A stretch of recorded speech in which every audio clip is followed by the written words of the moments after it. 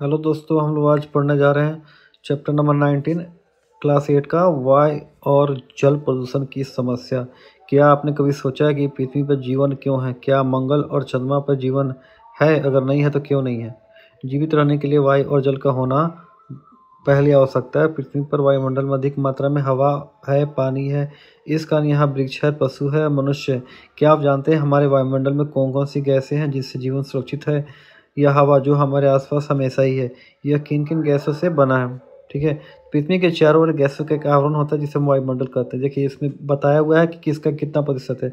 Nitrogen, जिसको N का symbol है, और इसका प्रतिशत है 78.06%। ऑक्सीजन जिनका संकेत है O2 और इनका प्रतिशत है 20.94%। कार्बन डाइऑक्साइड CO2, इनका प्रतिशत है 0.03%। और अन्य गैस जैसे आर्गन हुआ, मीथेन हुआ, जलवाष्प, ये सब जितने एक्स्ट्रा जो गैसेज हैं ना, उनके 0.97%। मैं फिर से दोहराता हूँ, नाइट्रोजन का 78.6%, ऑक्सीजन का 2494%, और कार्बन डाइऑक्साइड का 0.03%। हो गया।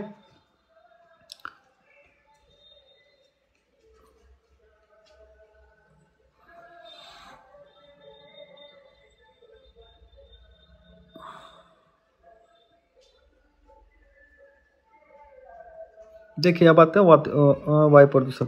प्रदूषण का शाब्दिक अर्थ जो होता है ना, गंदगी। ऑक्सीजन हम मानव जीवन की प्रकृति के महत्वपूर्ण देन है, किंतु आधुनिक यांत्रिक युग में कल कारखानों की चिमनियों से निकलने वाले गैसें यानी स्वचालित वाहनों में पेट्रोल एवं डीजल के दहन और मनुष्य के अन्य क्रियाकलापों के कारण बड़े बड़े नगरों के आसपास की वायु में धूलकण, धुआं और अन्य प्रकार की हानिकारक गैस पर्याप्त मात्रा में उपस्थित होकर उसे गंदा कर देती है।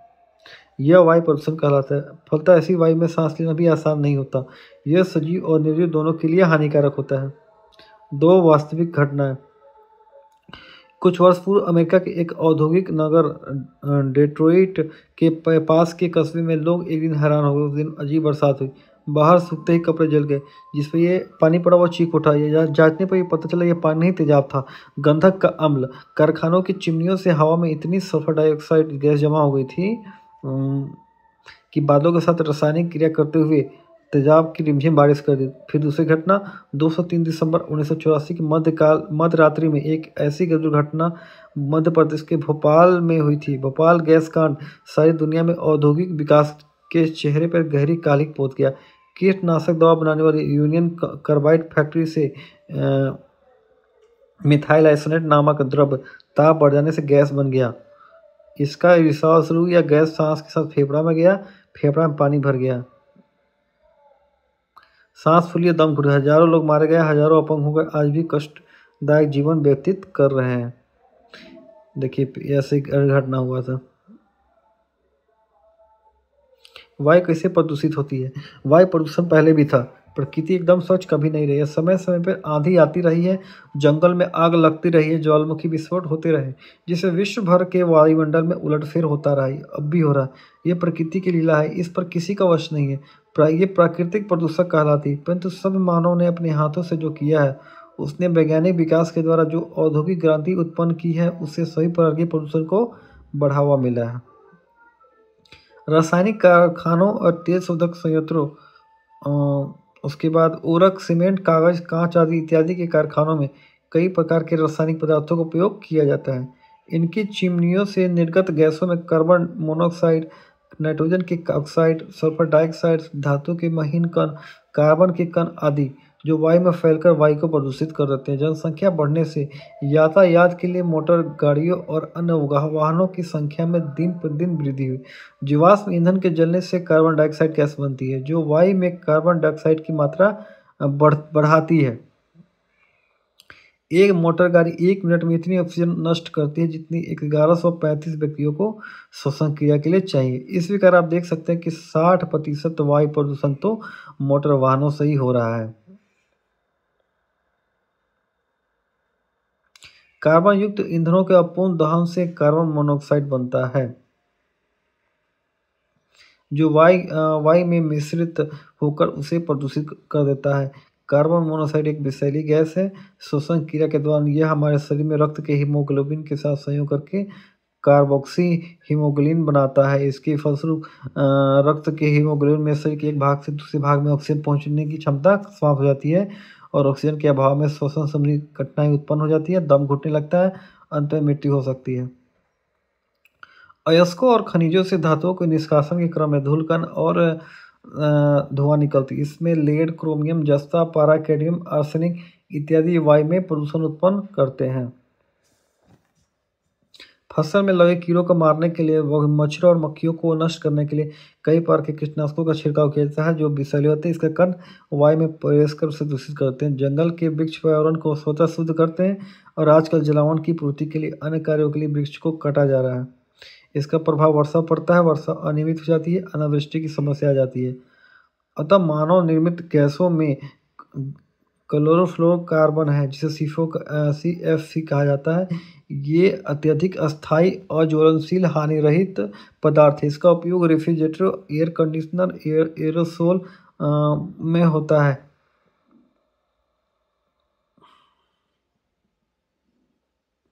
परंतु इनके अस्थायी होने के चलते ये वायुमंडल में लंबे समय तक रहकर ऊपरी परत तक पहुंच जाते हैं जहां ओजोन होता है।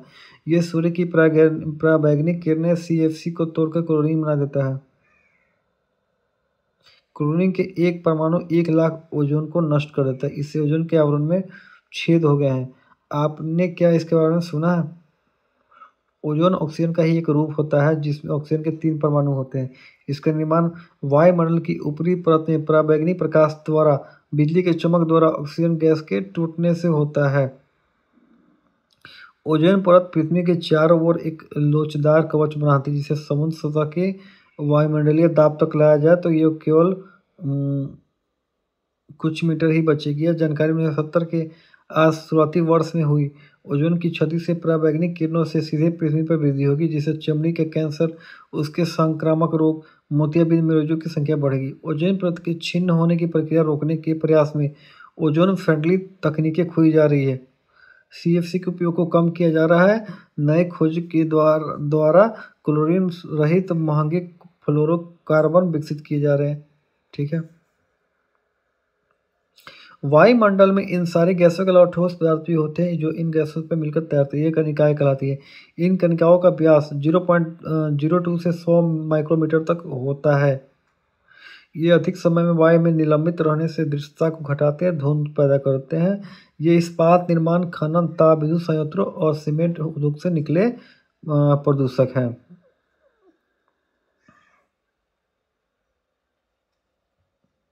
क्या आपको पता है कुछ फूलों के परागकण इतने छोटे छोटे होते हैं कि वे हवा में तैरते हैं। इन परागकणों से कई व्यक्ति दमा से पीड़ित हो जाते हैं। इस प्रकार वायु में मिलने वाली बहुत जहरीला गैस है जो जीवों पर बहुत पूरा प्रभाव डाल रही है। अब आता है ताजमहल और अम्ल वर्षा। ये क्या है? हमारा ताजमहल दुनिया में फेमस है। बहुत से लोग इसको देखने आते हैं पर किंतु इसकी विशाल और भव्य इमारत की सफेदी अब खत्म हो रही है। आगरा से 40 किलोमीटर की दूरी पर मथुरा का तेल शोधक कारखाना जिसकी स्थापना 1973 में की गई थी, प्रतिदिन 25 से 30 टन सल्फर डाइऑक्साइड वायुमंडल को देता है। 25 से 30 टन। इसी कारण आगरा के वायुमंडल में सल्फर डाइऑक्साइड की मात्रा बढ़ गई है। सल्फर डाइऑक्साइड के साथ नाइट्रोजन की ऑक्साइड भी तेल शोधक के कारखाने से निकलते हैं। वायु में यह जलपास अभिक्रिया करके सल्फ्यूरिक अम्ल और नाइट्रिक अम्ल जो है ना बनाते हैं। ये वर्षा के जल अम्लीय बनाते हैं जिसे हम वर्षा कहते हैं। ताजमहल संगमरमर और चूना पत्थर का बना है। वर्षा जल में उपस्थित अम्ल संगमरमर या चूना पत्थर से क्रिया करके ताजमहल की दीवारों एवं गुंबज का क्षरण कर रहे हैं। इसकी सफेदी फीकी पड़ रही, इसलिए वैज्ञानिकों ने संगमरमर कैंसर का भी नाम दिया। अब तो राजस्थान में नए नए उर्वरक कारखाना भी खुलने लगे हैं जिससे संभवतः ताजमहल की और अधिक क्षति हो रही है। अच्छा है, सर्वोच्च न्यायालय द्वारा कुछ मानक तैयार किए गए तो ताज की सुरक्षा में अपेक्षित कदम होगा। देखिए, अम्ल वर्षा से सबसे अधिक क्षति स्वीडन की 20,000 झीलों को हुआ जिनकी सारी मछलियां मर गई। इस तरह जर्मनी के जंगलों को अपार अम्ल वर्षा से अपार क्षति पहुंची। मिट्टी को होने वाले क्षति को चूना डालकर दूर किया जा सकता है। अम्ल वर्षा को समाप्त करने के लिए उद्योग से निकलने वाले गंधक और नाइट्रोजन की ऑक्साइड की मात्रा में कमी लाना आवश्यक है। ऐसा अनुमान है कि पूरे विश्व में 80 मिलियन टन SO2 वायुमंडल में मिल जाती है। आप ऐसा समझे कि कोई गैस जहाँ से निकलती है वहाँ के वायुमंडल में नहीं रहती, ये एक देश से हवाओं द्वारा दूसरे देश में प्रवेश कर जाती है। ये पिक्चर में आप समझ सकते हैं कि अम्ल वर्षा कैसे होता है। अम्ल वर्षा जो होती है ना, पेड़ पौधों की पत्तियों को क्षति पहुंचाता है। इससे प्रकाश संश्लेषण की दर धीमी हो जाती है, लोहा जैसी धातुओं का क्षरण हो जाता है। वायुमंडल में इसकी उपस्थिति से धूम कोहरा बनता है, जिससे दृश्यता प्रभावित होती है। अब है कार्बन डाइऑक्साइड और हरित ग्रह प्रभाव। देखिए, कार्बन डाइऑक्साइड जो होता है हवा में घुलनशील होता है। यह माना जाता है कि जीवाश्म ईंधन से निकलने वाले CO2 का अधिकांश भाग समुद्री जल में घुल जाएगा, जिससे वायुमंडल में इसकी मात्रा कम होगी। यदि मानव किस कारण से समुद्र के जल की घुलक क्षमता पर अपोजिट प्रभाव पड़ेगा, तो अगले 200 वर्ष में CO2 की मात्रा 8 गुनी हो जाएगी। CO2 प्राकृतिक और मानवकृत स्रोत द्वारा वायुमंडल में पहुंच रही है। प्राकृतिक रूप से कार्बनिक पदार्थों के विघटन, मीथेन के ऑक्सीकरण से मानवकृत कारणों से ऊर्जा की प्राप्ति हेतु जीवाश्म ईंधनों का प्रयोग प्रमुख है। ये घरेलू कार साल भर में अपनी भार से 4 गुनी अधिक CO2 पैदा करती है। अटलांटिक सागर को लांघने वाले हर हवाई जहाज से प्रति यात्री 1 टन CO2 छोड़ी जाती है। वायुमंडल में अत्यधिक CO2 की उपस्थिति से पर्यावरण पर प्रतिकूल प्रभाव पड़ता है, जिससे हरितगृह प्रभाव कहते हैं। इसके बिना पृथ्वी पर जीवन संभव नहीं था, परंतु वायुमंडल में CO2 का अत्यधिक मात्रा जीवन के लिए खतरा बन गया है। देखिए, आइए क्रियाकलाप कुछ और जानते हैं इसको। कुछ हरे पौधे गर्म वातावरण में पनपते हैं, उनके शीशे की दीवार से निर्मित घर बनाया जाता है, जिसे हरितगृह प्रवाह कहते हैं। शीशे की दीवार द्वारा इनमें सूर्य से प्राप्त विकिरण प्रवेश करती है, पौधा घर को गर्म कर देती है। पौधा घर की सतह गर्म होने के बाद मुख्यतः लंबी तरंगदैर्घ्य वाली अवरक्त किरणें निकलती है, जिन्हें शीशों की दीवारें परावर्तित करती है, जिससे पौधा घर गर्म रहता है। यह गर्म वातावरण हरे पौधों को पनपने के लिए अनुकूल होता है, जिससे वो बढ़ते हैं। वायुमंडल में कार्बन डाइऑक्साइड की उपस्थिति के कारण पौधेघर की तरह ही प्रभाव उत्पन्न होता है, और इसी कारण पौधेघर प्रभाव कहते हैं।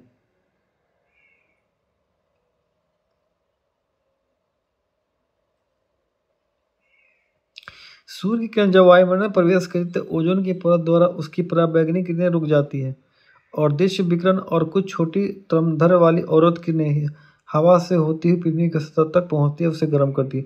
पृथ्वी की गर्म सतह से मुख्यतः लंबी तरंगदैर्घ्य वाली अवरोध किरणें उत्सर्जित होती है। वायुमंडल में CO2 गैस इन अवरोध विकिरणों के अधिक भाग को अवशोषित कर पृथ्वी की सतह पर पुनः परावर्तित कर देती है, जिससे पृथ्वी गर्म रहता है। वायुमंडल में CO2 की अधिकता के कारण पौधघर प्रभाव अधिक उत्पन्न होता है, जिससे पृथ्वी की सतह अधिक गर्म हो जाती है और हानिकारक प्रभाव उत्पन्न करती है। तो पौधघर प्रभाव के कारण पर्यावरण पर क्या प्रभाव पड़ने की संभावना है? जलवायु में अवांछनीय परिवर्तन होगा, जिससे जीव जंतु प्रभावित होंगे। पृथ्वी के ताप बढ़ जाने से बर्फ के पहाड़ पिघलने लगेंगे, समुद्र जल की सतह बढ़ जाएगी, तल वाले क्षेत्र जल में डूब जाएंगे। अत्यधिक गर्मी फसलों को हानि पहुंचाएगी, कृषि उत्पादन में भारी क्षति होगी। वैज्ञानिक अनुमान है 2030 तक पृथ्वी के तापमान में 2 डिग्री सेल्सियस की वृद्धि हो सकती है। अब उपाय जानिए वायु प्रदूषण के रोकने के।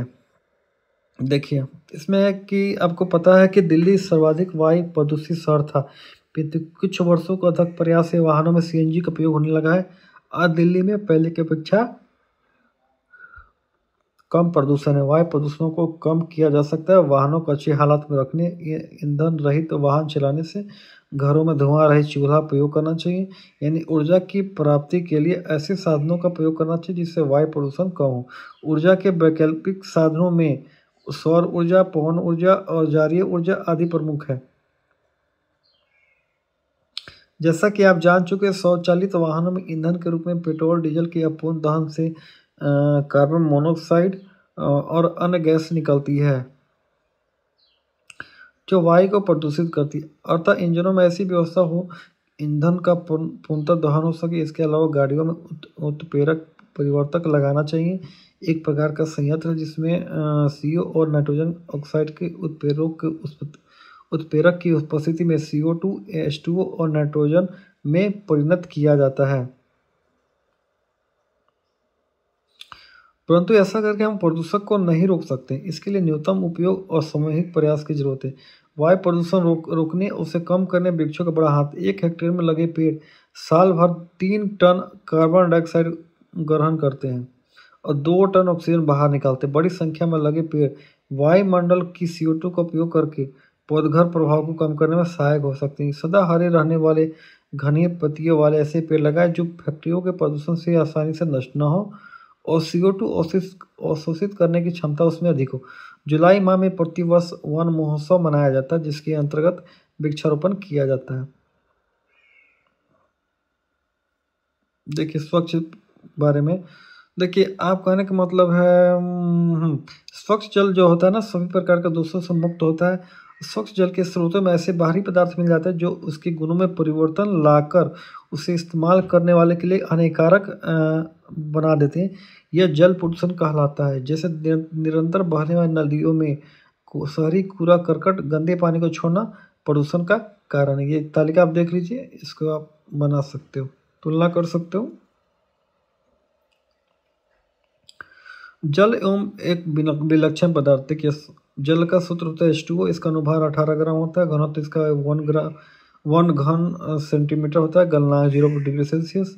क्वथनांक 100 डिग्री सेल्सियस। गुप्त उष्मा बर्फ भाप की 80 और 536। बर्फ की 80 होती है, भाप की 536 कैलोरी पर ग्राम होती है। गुण देख लिए, सभी को घुलाने की क्षमता। जल कैसे प्रदूषित होता है, ये कॉन्सेप्ट है। देखिए जल का उपयोग जो है ना पीने, घरेलू कार्य, खेतों की सिंचाई, उद्योगों, नौका चालन, मनोरंजन आदि विभिन्न कार्यों के लिए होने लगा है। पृथ्वी की सतह के 70% भाग में जल फैला है। ये सारा जल तरल रूप में नहीं है। कुछ भाग बर्फ के रूप में, कुछ वाष्प के रूप में, कुछ वायुमंडल में, मिट्टी में भी जल है। जल का अधिकांश भाग सागर में जो पीने योग्य नहीं है, क्योंकि ये खारा है। जल की पूरी मात्रा में ताज़ा या पेय जल का अंश बहुत कम, केवल 2.8%, जिसमें से 2.2% पृथ्वी की सतह पे है। शेष 0.6% पृथ्वी के भीतर यानी भूमिगत जल के रूप में है। इतना ही नहीं, पृथ्वी की सतह पर जितना जल है 2.2%, उसमें 2.15% ग्लेशियर और हिमटोपी में। केवल 0.010% झील और नदी में। आप समझ सकते हैं कितना। पृथ्वी के नीचे 0.6% है, इसमें से केवल 0.25% ही निकाल कर ऊपर लाया जा सकता है। अब सोचे जल की उन्नत राशि होते हुए भी मनुष्य के उपयोग के लिए जो जल उपलब्ध है उसकी मात्रा सीमित है। ये सोचिए, अगर यह दूषित हो जाएगा तो सारे कार्य रुक जाएंगे। जल में आवश्यकता से अधिक खनिज पदार्थ, कार्बनिक और अकार्बनिक पदार्थ कल कारखानों से निकलकर कचरे, मलमूत्र, कूड़ा करकट इत्यादि के मिल जाने से जल के लाभदायक गुण नष्ट हो जाते हैं और पीने योग्य नहीं रह जाता है। ऐसा जल प्रदूषित जल कहलाता है। ऐसे जल में जलीय जीव नष्ट होने लगते हैं। जल प्रदूषण का मुख्य कारण मनुष्य का क्रियाकलाप है।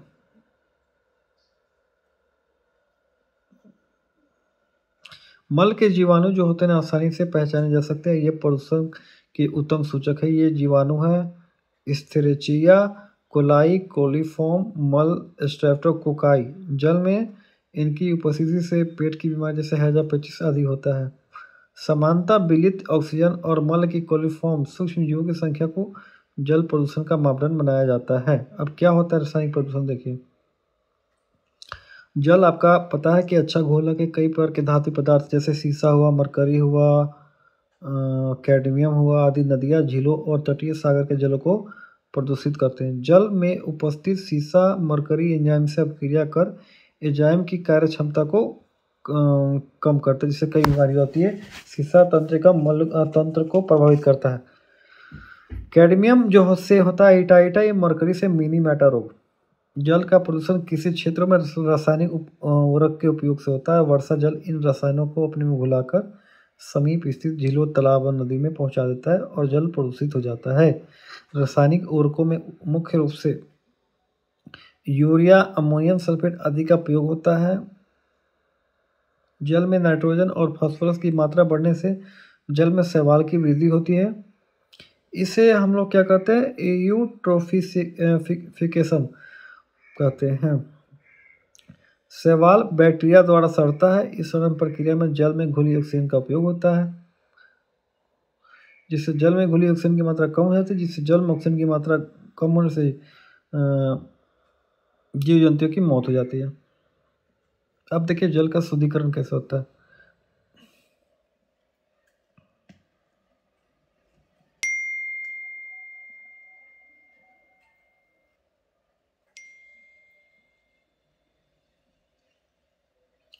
उबालने से जल में उपस्थित जीवाणु मर जाते हैं। आप ब्लीचिंग पाउडर डालकर जल को पीने लायक बना सकते हैं, परंतु ब्लीचिंग पाउडर या विरंजक चूर्ण भी एक निश्चित मात्रा में ही मिलाना चाहिए।